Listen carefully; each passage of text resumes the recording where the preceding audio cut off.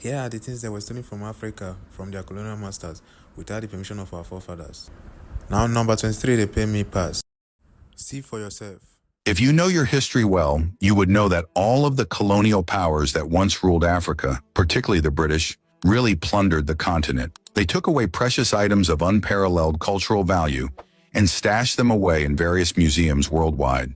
Even to date, most of these items have yet to be permanently returned to their rightful place of origin in Africa. Here are 27 items the British stole from Africa during colonialism. Number 27. Benin bronzes. These were thousands of metal plaques and sculptures that depicted the history of the erstwhile Benin Kingdom in Edo State, Nigeria.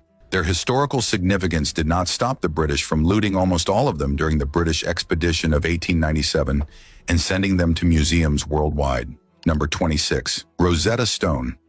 This granodiorite stele is one of the British Museum's most precious items. The British took it after defeating Napoleon Bonaparte in Egypt in 1801.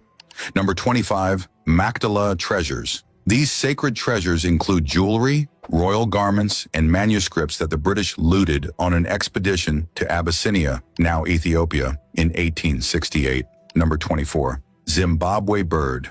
There is a bird on Zimbabwe's national flag, currency, and official documents because it is the nation's soul. Several sculptures of this bird were seized by the British in the late 19th century. Number 23. Great Star of Africa diamond. This is the largest gem-quality rough diamond ever found, and it now adorns the British crown jewels, but it was taken without rights from a South African mine in 1905.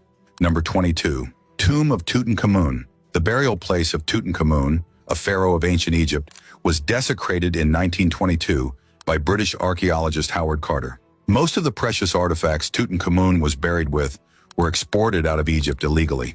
Number 21. Oldowan choppers. These prehistoric stone tools, which are almost 2 million years old, are some of the earliest proofs of human craftsmanship. They were removed from Tanzania by archaeologists in the 20th century and exported to British museums. Number 20. Brass head of Ife. This intricate brass sculpture was made to represent the royalty of Nigeria's ancient Ife kingdom, but it was found in 1938 and ended up in the British Museum in 1939. Number 19. Nok terracottas. The Nok people produced some very exquisite terracotta sculptures as early as 900 BCE. British archaeologists have removed many of these masterpieces from Kaduna State in Nigeria. Number 18. Bronze head of Queen Idia. This commemorative bronze sculpture depicts Queen Idia, the first queen mother of the ancient kingdom of Benin in West Africa. It was looted during the 1897 Benin expedition. Number 17. Igbo Ukwu bronze ceremonial staff head. A masterpiece of casting, this ceremonial staff head is adorned with beads and spirals and was likely used in important rituals in the Igbo Ukwu community. British explorers took it away in the 20th century. Number 16. Apapa hoard. The Apapa hoard has been a crucial part of the British Museum's collection since 1930. It is a collection of bronze jewelry dating to the early 16th century, found at Apapa near Lagos, Nigeria. Number 15. Congo ivories. Chiefs and kings in the ancient kingdom of Congo commissioned expert sculptors to carve ivory tusks that symbolize their royal power and spirituality. British traders looted these ivories with many now in European collections. Number 14. Akan drum. This drum is typically displayed in the North American Gallery of the British Museum. It belongs to the Akan people of Ghana and was used in religious and cultural ceremonies. Number 13. Luzira head. Estimated to be about 1,000 years old, this terracotta head found at Luzira, Uganda, has been part of the British Museum's ethnographic collection since 1931. Number 12. Akan gold weights. The Akan people of Ghana used these gold weights as a measuring system for fair trade. They were also gifted to newly wedded men to give them a head start in the merchant trade. Number 11. Chiwara. Mali's Bambara ethnic group used the chiwara during their initiation of young men. It is a ritual object that closely resembles an antelope.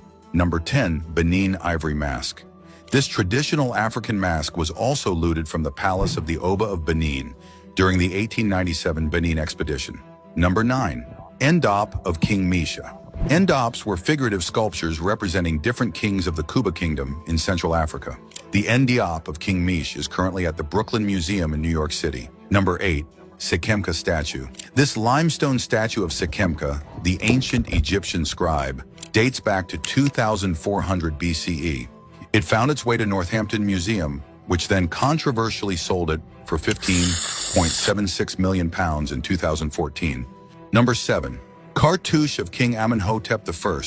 The cartouche of Amenhotep I, who was the second pharaoh of the 18th dynasty of Egypt, was removed from an Egyptian temple and smuggled to the UK. But Egypt has since recovered the cartouche after intense pressure on Britain. Number 6. Brass cockerel. The cockerel, known as okokor, was a ceremonial piece from Benin City. It was looted during the 1897 Benin expedition, but was returned to Nigeria over 100 years later by Cambridge University. Number 5. 12 brass plaques. These brass plaques once adorned the royal palace of the erstwhile Kingdom of Benin. They belonged to the Edo people of Nigeria, but were looted during the 1897 punitive expedition. Number 4. Head of an Oba sculpted in bronze.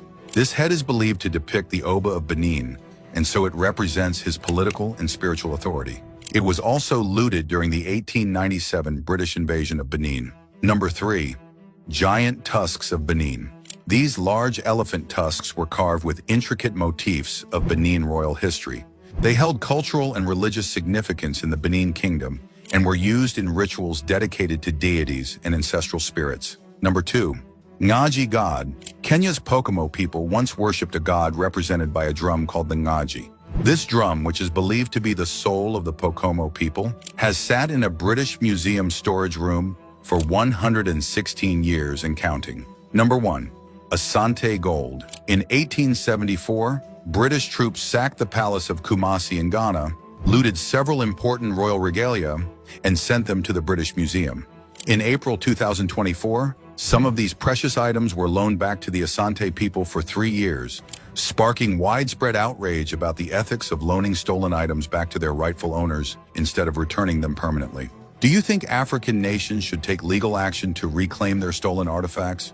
Or is there another way to resolve these historical wrongs?